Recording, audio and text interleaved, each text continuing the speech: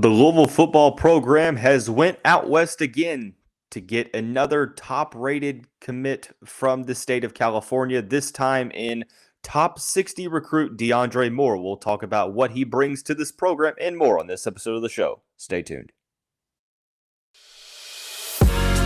You are Locked On Louisville, your daily podcast on the Louisville Cardinals. Part of the Locked On Podcast Network, your team every day. What is going on, everyone? Welcome into this bonus episode of the Locked On Louisville podcast. As always, I'm your host, Dalton Pence.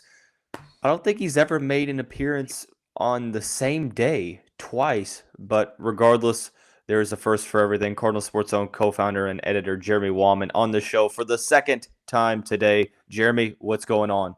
Man, I'm sitting here grinding. I'm actually posting a post right now about the situation in hand. So I appreciate you having me on a second time, and then later on I'll do the Cardinal Sports Zone podcast. So this is just this is a dream day for me. So I appreciate you having me back on. You're very, very welcome.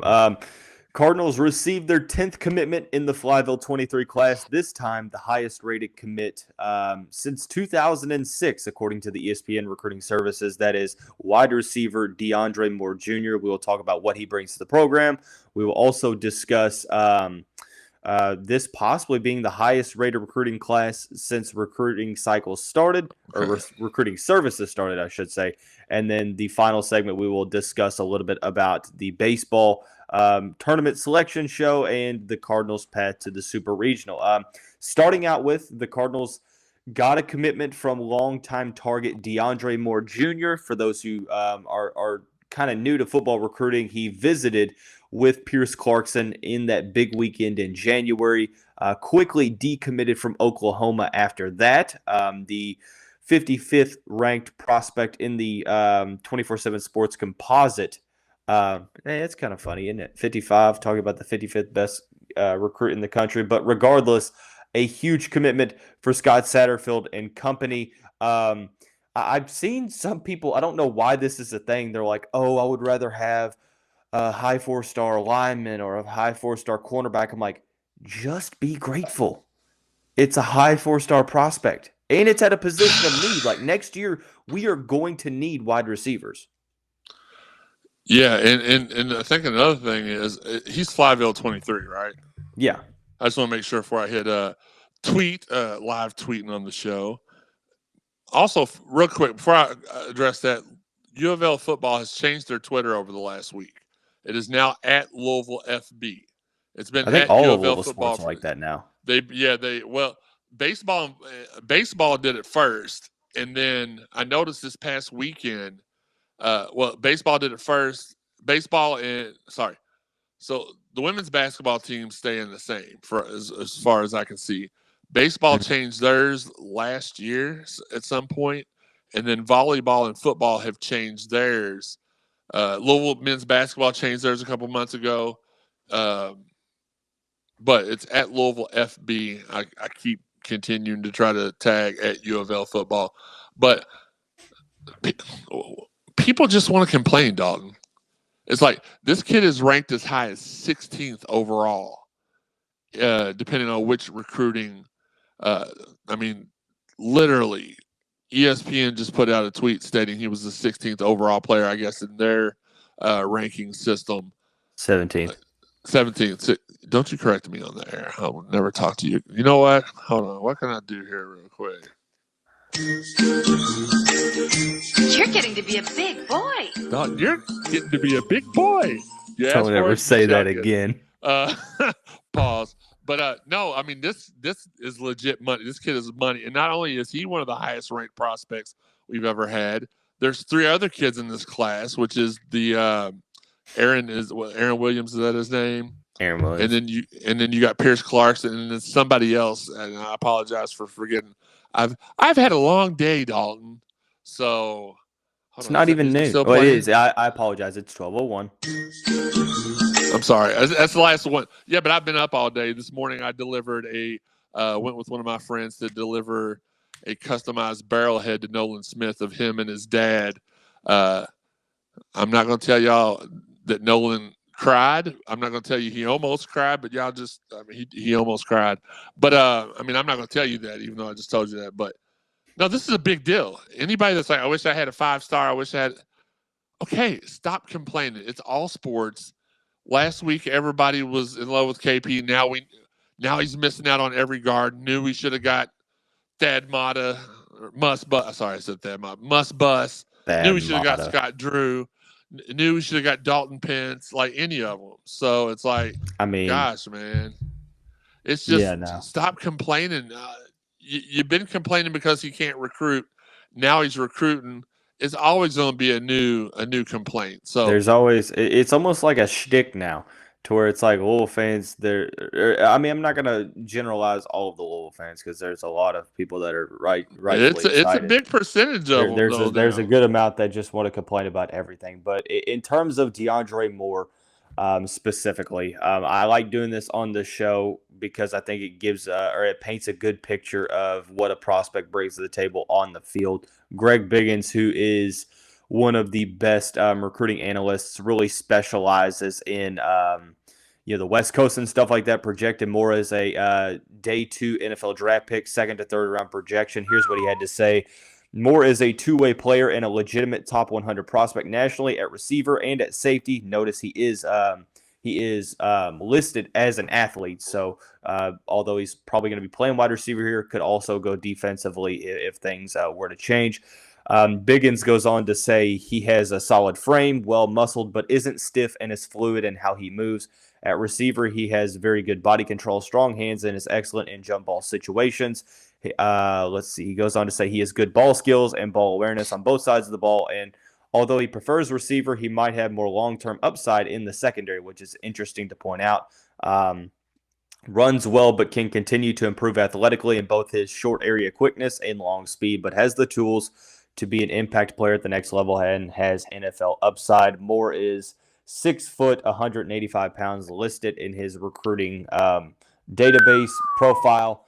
But a 7-on-7 teammate of Pierce Clarkson, and what better way to try to keep Pierce Clarkson or make sure that he's staying in this class than going out and getting all of his highly rated friends. So it seems like, Jeremy, with the wide receiving committee kind of up in the air, it seems like D. Wiggins might, I don't know how much eligibility he has left, but Louisville needs a difference maker at wide receiver. Amari Huggins-Bruce might be that guy. There's some other guys on the roster, but it seems like Moore is a possible Dez/Tutu level guy.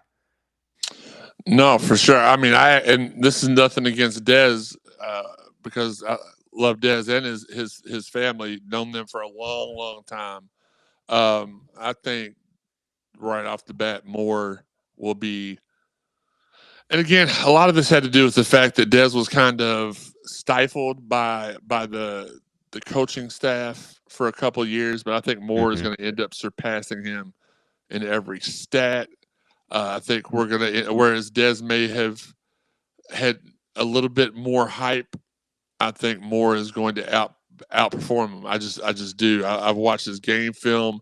I really love everything about his game, and I've saw a lot of wide receivers come and go, and I see bits of Devontae Parker in him. I see bits of Jalen Smith in him, Lavelle Boyd, just clutch receivers, guys that you went to on third. Now here's the thing though, those guys are all a lot taller than Moore is.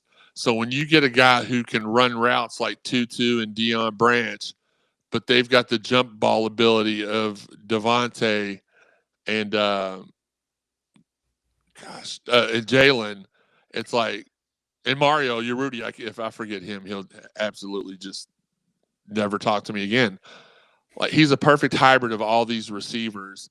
You know who he reminds me the most, and this is something I also said about this kid, and we didn't end up, he committed here, but ended up going elsewhere. But Isaiah Ford. Yeah. Very, very talented, very, very skilled. And I think that Moore is going to be Isaiah Ford, but with a longer career. And I know that sounds bad, but I mean it. And I think that's just kind of that's no. I hate how people always take that as you disrespecting somebody. No, that's honestly just a testimony to how good a certain player is. And I think DeAndre Moore is, a guy, although he's only 6 foot, is very electric and just overall a great receiver. So I'm very, very excited. But as far as this Flyville 23 class, I'm going to talk about some things here in just a second, and we're going to basically have a discussion on whether or not this is going to be the highest rated recruiting class in Louisville program history since the recruiting services started. We'll do that here in just a second after we talk about our friends over at BetOnline. Our partners at BetOnline can continue to be the number one source for all of your betting needs and sports info. Find all of the latest odds, news, and sports developments, including this year's basketball playoffs, Major League Baseball scores, fights, and even next season's NFL futures. BetOnline is your continued source for all of your sporting wagering information, from live betting to playoffs, esports, and more. Head to the website today or use your mobile device to learn more about the trends in action. BetOnline, where the game starts. Hey, Cardinal fans, thanks again for making Locked On Louisville your first listen. For your next listen, check out the Locked On Sports Today podcast, the biggest stories of the day, plus instant reactions, big game recaps, and the take of the day. Available on the Odyssey app, YouTube, or wherever you like to get your podcasts. Moving right along into the second segment with Cardinal Sports Zone co-founder and editor Jeremy Wahman. 55, 4 of the current 10 commits in the class are 4 stars. 3 of those are in the top 130. 8 of the 10 commitments are currently in the top 500, and one of the 2 that are not, who's a 6'5" tight end, just got invited to the Adidas All-American Bowl. So it seems like a rankings boost is in order for him. Currently, the Cardinals have the 7th best class in the 2023 cycle, surpassing Georgia for the moment, but still huge when you consider the fact of how this class has gone. I know that you're very high on some of the recruiting classes of the past, kind of before recruiting cycles kind of came about, but I knew you were going to say that. Kind of pushing that to the side for the moment. Per recruit average going up here with DeAndre Moore, I just don't see now, assuming that they're going to have to continue some of this momentum into the remaining 15 guys that end up signing, so you can't sign a bunch of guys that aren't ranked. But with some of the prospects that they're going after, I don't see why this couldn't be the highest rated class in recruiting cycle history for the Cardinals. No, for sure. And they also have to hold on to these guys that they have committed. That is also very true. We need to get them signed, because we had a class under Charlie Strong that had guys like Puna Ford and Isaiah Ford and George Rushing from Wisconsin. There's one other guy I always and Gerald Ford. Yeah, well, and Henry Ford and but first off, Marshawn Ford. All right, go ahead. Hold on, real quick. Okay, I'm sorry. I'm done. That's the last time. You said you were done the last time. I know, but this time for real, I promise. I promise on my Wahman Wednesday appearances, even the Tuesday ones. I could have been like, technicality, it's Tuesday.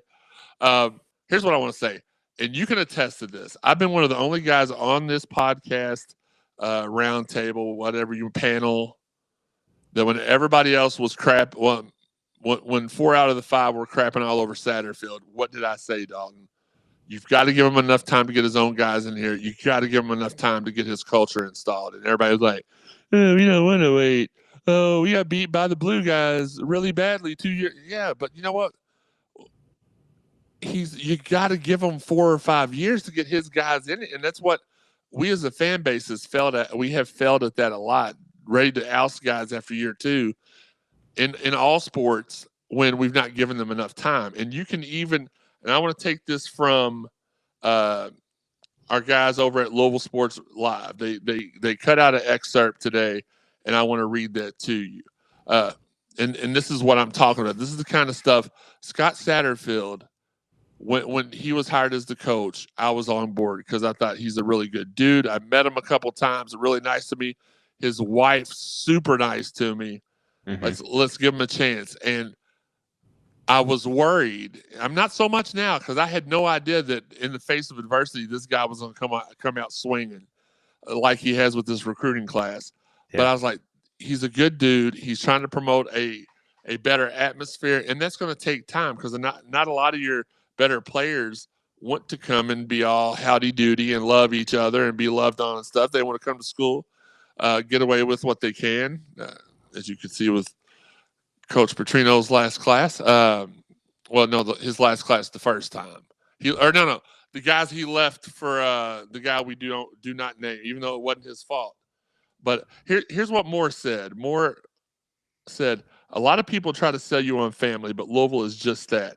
I'm a people person. I react off of other people's energy and how you treat me from the jump. It was great energy. He said on one of his 2 visits, he went bowling with offensive coordinator Lance Taylor, who was fostering a family atmosphere in the program.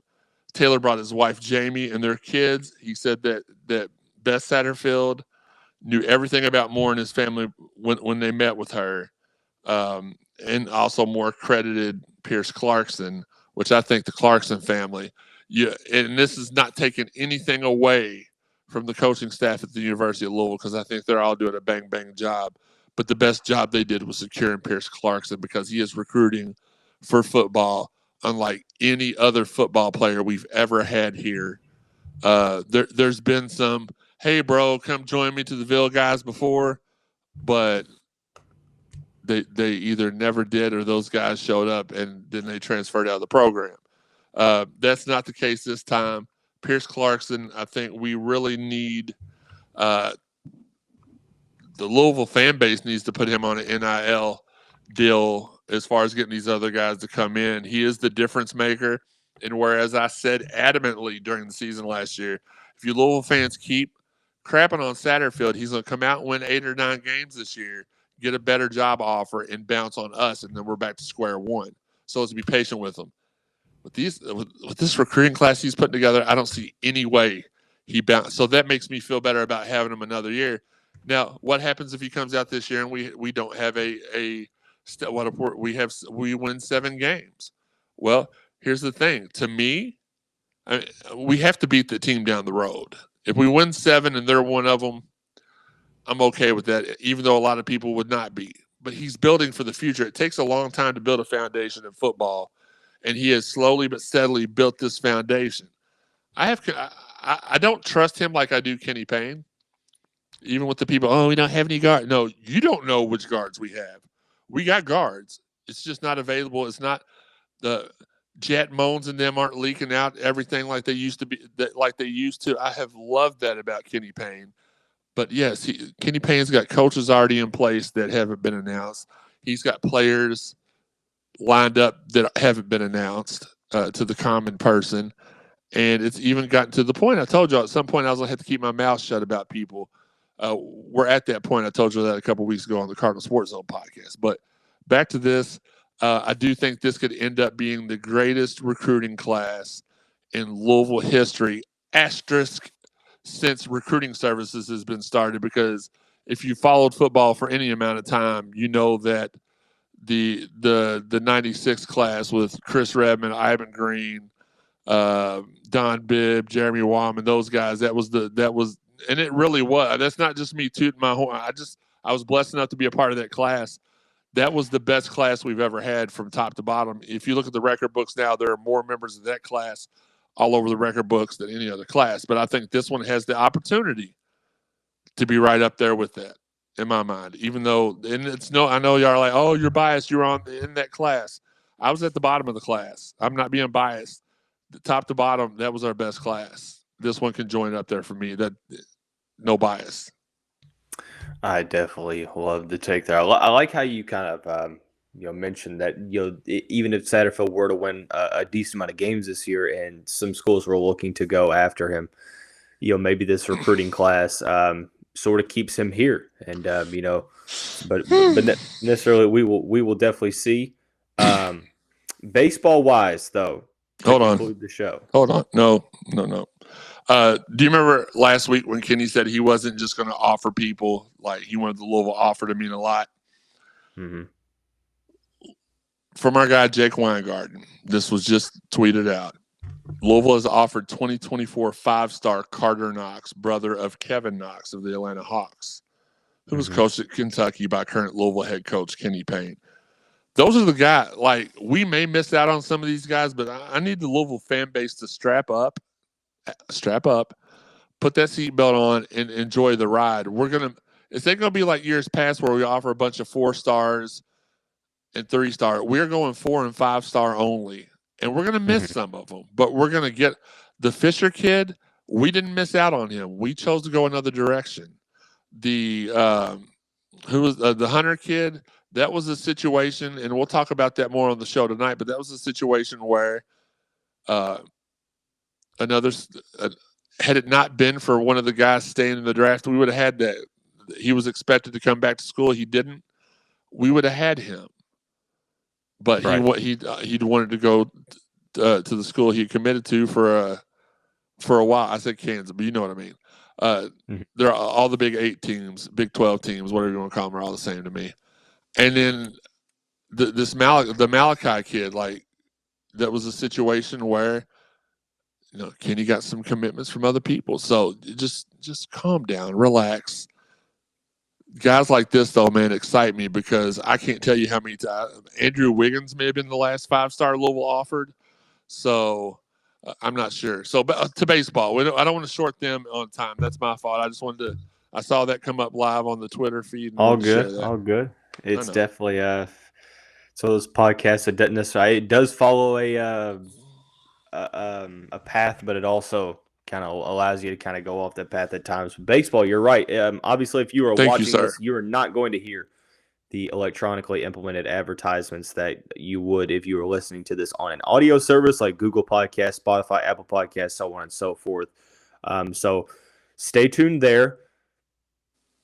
But with the final segment, Cardinal Sports Zone co-founder and editor Jeremy Wahman on for the second episode on this fine Tuesday edition of the show. The baseball team has found out their path to the Super Regional. The first time hosting since 2019, the Cardinals, the 12 overall seed, will take on Southeast Missouri State on Friday, and then the winner of that will take on the winner of the 2-3 matchup, the Oregon Ducks and the Michigan Wolverines. If you can remember, the Cardinals defeated the Wolverines, took 2 out of 3 against them when the Wolverines were ranked a little higher. I think it was back in March. But overall, I think it's a win that the Cardinals did not have Vandy included in their regional, like had been mentioned on a couple of projections. But yeah, everybody was convinced that Vandy or LSU were going to be our number. When LSU got snubbed for one, they're like, that's Louisville's too. That would have been kind of tough because those SEC teams,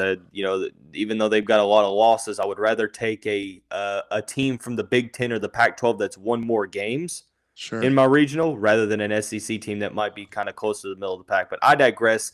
Jeremy, this ranking doesn't really surprise me. I know a lot of people were kind of like 12, and I'm like, yeah, this team really laid an egg in the ACC tournament, lost 2 games, and kind of pushed themselves out of the line for a top 8 seed, which is what it is. It seems like Louisville's done that every single time that they've gone to the ACC tournament. It's just not necessarily lived up to the expectations. But I want to ask you before we get out of here, what's the bottom line for the baseball team? Is there? I know with the 12 seed, it's a little bit interesting, but this is a team with College World Series aspirations every year. Is the expectation getting to the World Series, or is it just getting to the Super Regional because you are the lower seed, and then anything else after that's icing on the cake? Well, first off, Dalton, I hate it when people say, "Oh, this is the first time since 2019." Well, this is the 2022 COVID. Season. I understand COVID. That team was winning it all. Possibly. So that means this is the first time in 2 seasons that we've held so that's really not as impressive. As a matter of fact. I know, but it just gets on my nerves when people try to make it seem like it's a bit like you just did, make it a bigger deal than it is. So what do you want me to say? The first time since I'll just be like, this is something that Louisville baseball. Absolutely, this is as Louisville baseball, we expect to host regionals, and we have. Technically, what you could say is this is like they had one season where they didn't host, and then now they're back. Absolutely. Because last year they didn't make the tournament. I absolutely love this draw. I think that it's a successful year to me.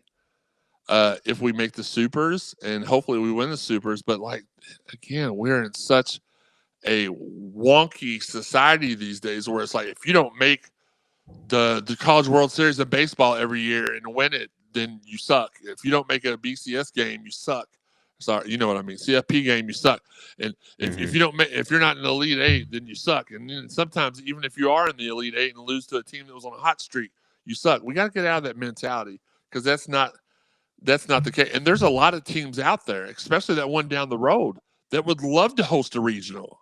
Right. And it seems like we host regional after regional after regional. And I think that we got a very interesting draw because, as you mentioned before, we played Michigan earlier in the season. And I'm going to pull that up real quick because I like to with baseball, I'm a little bit more hands-on. So I would like to be accurate when I talk about this.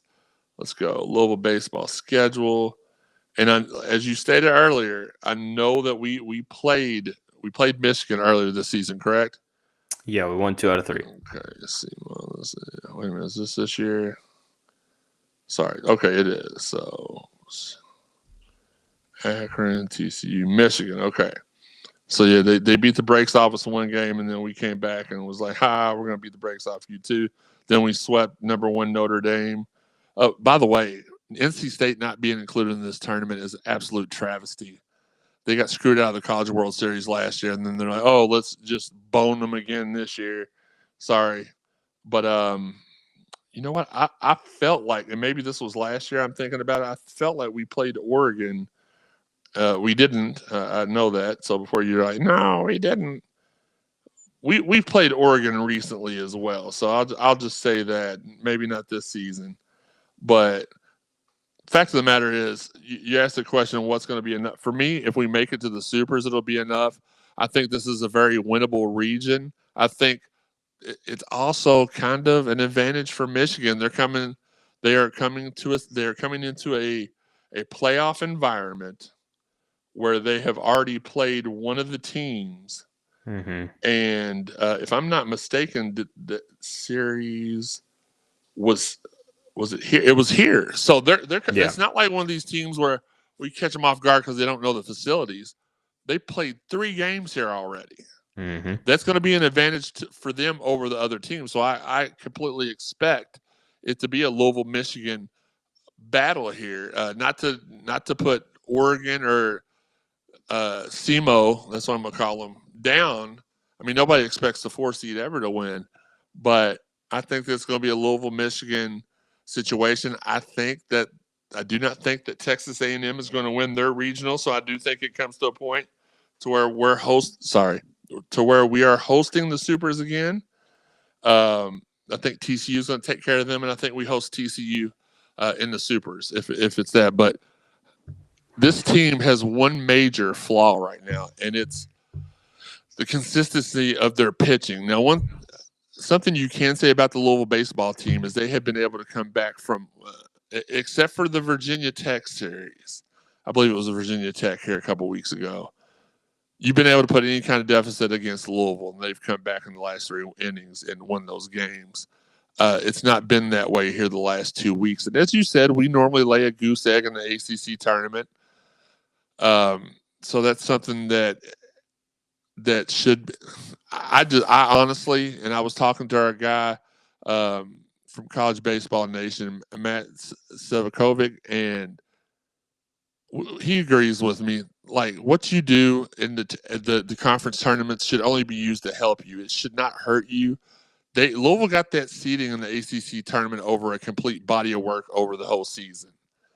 They should not have been punished with a 12. They were projected 5 minutes before the ACC tournament to be a 5 seed, a 5 national seed.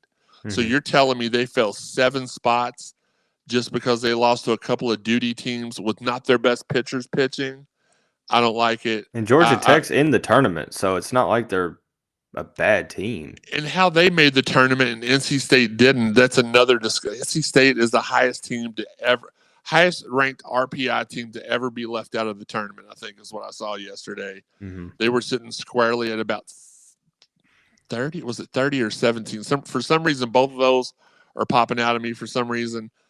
I do know they're the highest ranked team ever to be left out, and there were 9 ACC teams overall, and they had better conference records, better overall records, were higher ranked than I think 4 of those teams. So they're getting absolutely hosed. Maybe we could call our guys down at NC State and have them on the show sometime really soon to talk about that. But for me, it's supers. There's a lot of schools in the country that don't even get to experience that. So we need to stop taking that for granted and put a lot of stock in that, because at the end of the season, there can only be one winner after all. So what you're trying to tell me in this society is if you finish second, you suck. So let's not be like that. Let's not be like those guys down the road. Let's cheer our teams on. Let's be proud of them. And anything past the regionals is an accomplishment. So let's treat them as such. The baseball team opens up their play on Friday, 2:00 Eastern time at Jim Patterson Stadium against the Southeast Missouri State Red Hawks or something like that. I digress. I thought they were the Bears or the Tigers. Are you going? Not on Friday. I'm not. I might go on Saturday. Obviously, I work. So do you? It's gonna be a don't little really tough. seem like work to me, but okay. Well, I would give you the floor, but that's all the time we got right now. Go ahead. You have the floor. Obviously, plug us into. I didn't do it. The floor. I promise you, CardinalSportsZone.com at CardSportsZone. Doing the podcast tonight, either at 6:30 or 7. My podcast teammates are inept and not able to respond to text messages. Only the people who aren't going to show up always text me, not the ones that do. So check it out tonight, though. Yeah, I'm burying them a little bit, but they deserve it. Love y'all. Love Locked On Louisville. Dalton's okay. But that's going to wrap up this special Tuesday episode of the show. Everyone have a great day. We will see you back here sometime this week.